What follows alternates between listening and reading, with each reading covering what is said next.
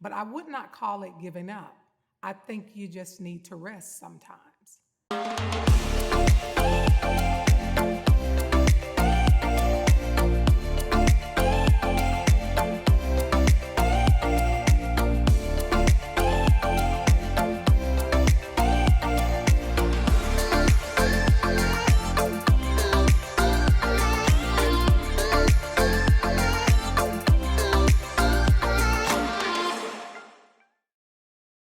Wow, that's kind of a loaded question. So many different things. I think for me, I am I am a lover of many things. I'll say that. I am so grateful to be at this stage of my life. I hit the big 50 almost a year ago, and it really is a difference. It really is a difference. And one of the things that I get to see about myself and about life is that I really do have an appreciation for so many things. And it opens me up to the different facets of who I am. I remember being younger, trying to figure out what I was or that one thing. And now I just realize that I'm many things. So I guess that would be what I say. I'm many things. So I do many things. So one thing, I still work in corporate America. And so I have the pleasure of seeing how other businesses run.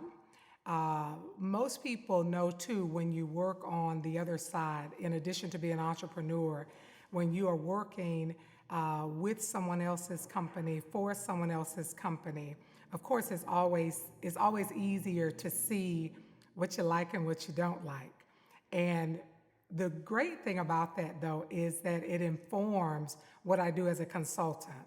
So when I go into other businesses, what have you, it allows me to easily see those things. It allows me to know, and I always say, hear the hearts of the employees as well as the executives or what have you, because I too am one of those. And so it makes it much easier for me to be a consultant. So those are the two things that I balance. I balance being a 9 to 5er or 9 to 10er, whatever you want to call it, as well as being a consultant. Okay, so as a consultant, I think the thing that I would say more than anything is that I help individuals as well as teams become the best version of themselves. That's what I would say I do. What has been your most defining lesson that you've learned as a business owner? Oh, wow. Wow, many things. Just going from what I just said about helping individuals become or be the best version of themselves. First and foremost, I learned very quickly that oftentimes, one, that's not my definition. And though I never felt like that has to be my definition. I think that's the role of a consultant, is that you are taking a person from where they are to where they say they want to be. And oftentimes it is also where they perceive they are. And I think that's the part that's often missed sometimes. So my defining lesson, I would have to say it's a two-part. So one part is on the flow of business, as in what I do. And then the other is the business part of it, the logistics of business, so to say. So the first one defining lesson is anytime I feel that most of the things that I've done, even professionally outside of my own business, has been relative to helping others realize potential. You name it. One thing that I have seen, one of the defining lessons, is that it's not always easy to help people. Even when they seek help, it is not always easy to help them. What I find is that typically there is the perception of where a person believes they are and where they think they want to go based on the perception of where they are. That in between part is the part that I found is not as easy as they think, and oftentimes, in all honesty, as easy as I think. Because being on the outside, I can see the steps from this place to the next place, but it's not what I see. They don't get what I see. I have to get what they see, and I have to help them fine tune their vision to see what it is they want. And that has been one of the most defining lessons, is that typically what they want and what I see, the reality is somewhere in between the two. And that may seem like a little thing, but it's a huge thing in the context of what I do. In consulting, it's always a getting from this place to the next place. And having a calibrated perception of what that is and what it looks like determines what the journey will be. And so that's a defining lesson for me. The second defining lesson deals with the logistics of business. The most defining lesson is that not everybody will get it. And in all honesty, it just doesn't matter. You do it and you do it and you do it. And you fine tune and you course correct and you just continue to do it and you continue to do it. And I always believe that the light goes off where the light needs to go off. And what I mean by going off, shine, not go off. But to me, that's business, period. And for me, I've been able to apply that to most aspects of business, from what to put as a slogan, all the way to where am I going with this? And so those are two defining moments for me. The way that I challenge it is pretty much head on. When it comes to me, I'm heads on. When I work with other people, that is not my approach. I use the approach that is best for them. For me, I go head on. And what I mean by that is I don't attempt to make those feelings something that they are not. I take them as they are. At one point, in one season of my life when I was younger, I didn't quite know what those feelings were.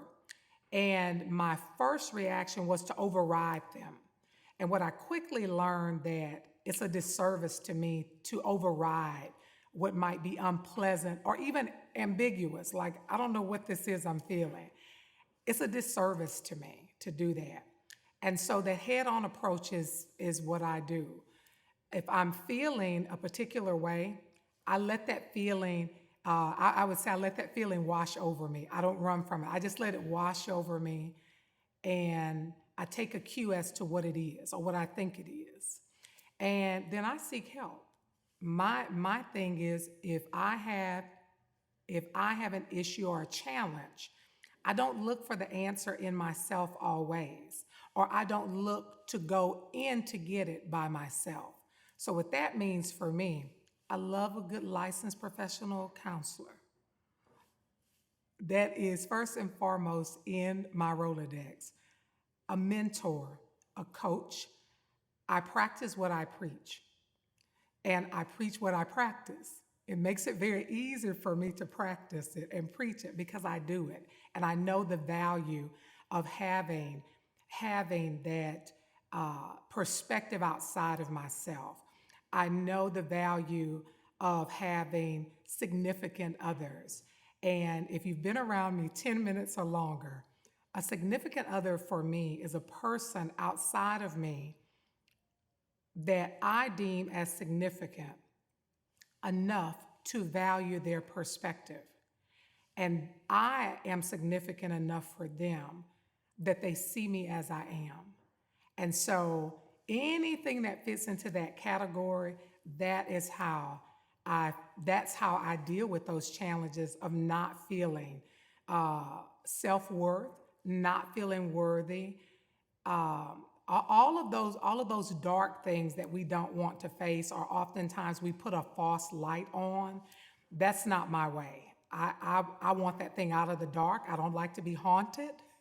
So if there's anything in the dark that's going to haunt me, I'm going after it. And so that's my way. That's my way to deal with it. Oh, I love that. I feel chills when you say that. What I have learned recently is that I have a voice, and I have a voice that deserves to be heard and that I want heard. I want my voice to be heard. And it seems like the same thing, but it's not. First and foremost for me, I had to recognize my own voice. I mentioned many times having hit the 5-0. And one of the things in that journey, in any journey, it doesn't matter which O you hit, you're on a journey. And one of the things that I have had an opportunity to understand in a collective way, meaning I've had these decades, these milestones, is that a lot of what I thought was my voice was actually other people's voices speaking through me. And for me, that's that first part, realizing that I have a voice, that I am not on someone's knee and I have a ventriloquist behind me, that I have a voice without the hands in my back, without the voiceovers or whatever it takes, that I have a voice. And my voice is the collective of my experience. And knowing that my voice deserves to be heard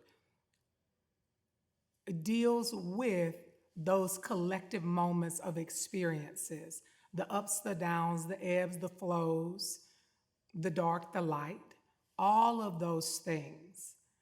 I feel that where I am and what all of those moments have been are the things that have brought me here. And those are the things that inform my voice. But more than anything, they strengthen my voice. And so my voice doesn't have to, I don't have to tremble. I don't have to stammer. They strengthen my voice.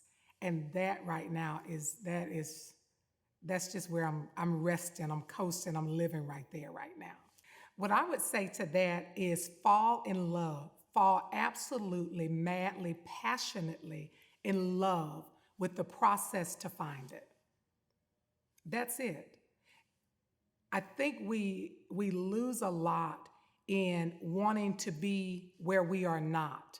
And we say it, and it's very cliche that the joy is in the journey, but oftentimes that journey doesn't feel good.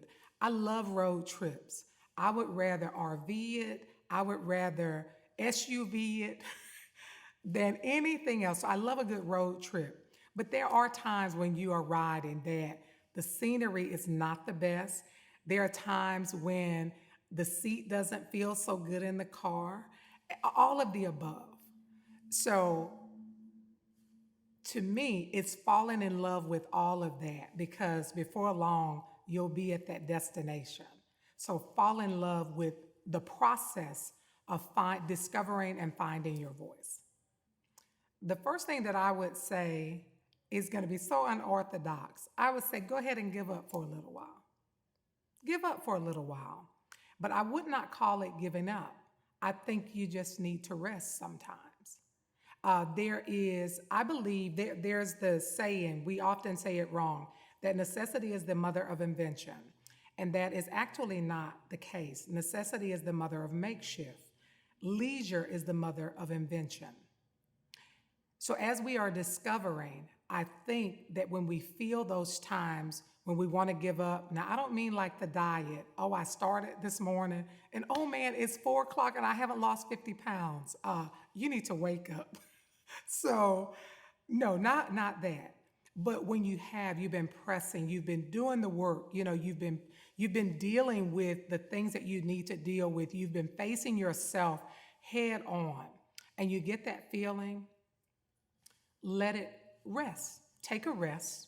Take a rest for a specified period of time and let that be it. The other thing that I would say is to reach out.